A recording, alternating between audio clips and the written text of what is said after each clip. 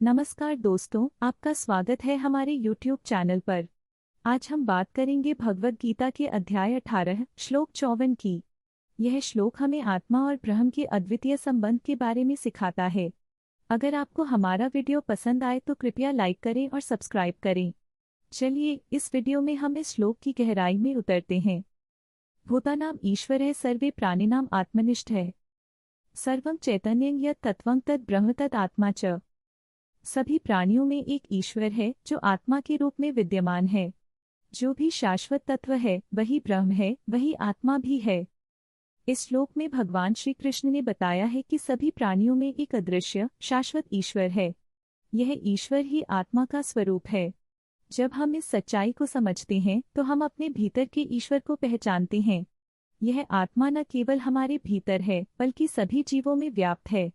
जब हम इस सच्चाई को स्वीकार करते हैं तो हमारे दिल में प्रेम और करुणा का संचार होता है। हम सभी जीवों को एक परिवार की तरह समझने लगते हैं। एक समय की बात है, एक छोटे से गांव में एक किसान रहता था जिसका नाम रामू था। रामू बहुत मेहनती और सरल स्वभाव का था, लेकिन उसके गांव में एक समस्या थी। गांव के लोग एक दूसरे से लड़ते रहते थे।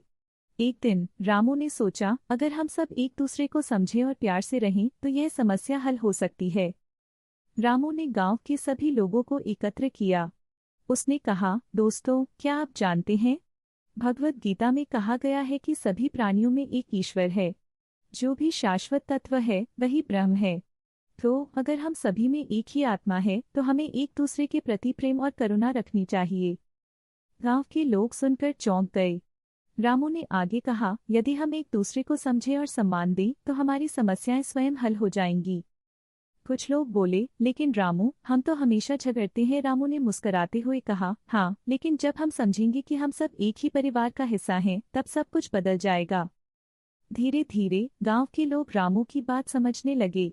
उन्होंने एक दूसरे से माफी मांगी और प्यार से रहने का संकल्प लिया। गांव में अब शांति और भाईचारा था। रामू ने अपनी बात को सार्थक करते हुए कहा, यही है भगवद गीता की शिक्षा। जब हम एक दूसरे को ईश्वर का अंश समझेंगे तो हम कभी भी लड़ाई नहीं करेंगे। इस प्रकार रामू ने गांव में शांति और प्रेम की स्थापना की। तो दोस्तों, इस कहानी से हमें यह सीख मिलती है कि हमें सभी को एक परिवार के रूप में देखना चाहिए। अगर आपको यह कहानी पसंद आई तो कृपया लाइक करें और सब्सक्राइब करें। ऐसे और अद्भुत वीडियो के लिए हमारे चैनल को देखते रहें।